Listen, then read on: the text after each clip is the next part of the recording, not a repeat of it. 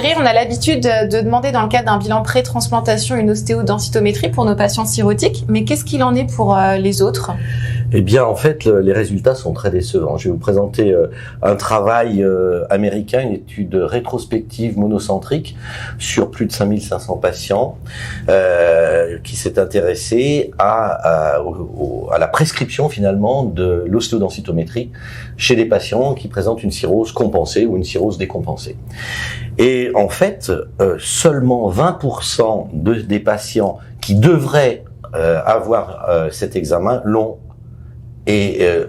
ont la prescription. Et parmi eux, seulement 2/3 font l'examen.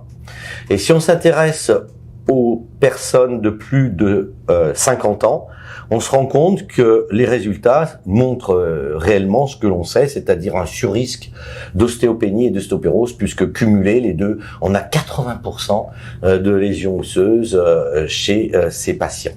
Alors heureusement, tout de même, on peut individualiser un groupe qui sont les femmes, ménopausées, plus de 65 ans, plutôt des maladies cholestatiques ou cytolytiques auto-immunes, souvent elles ont reçu des corticoïdes, et qui ont une maladie peu sévère. Et ce qui est intéressant, c'est que les prescriptions sont plutôt faites par les gastroentérologues.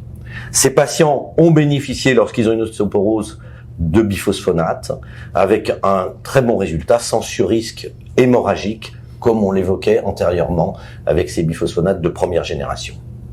Donc le message à passer ? Le message à passer, c'est que il faut penser à l'ostéodensitométrie, à l'os de nos cirrhotiques, en dehors évidemment des pré-transplantations. Voilà.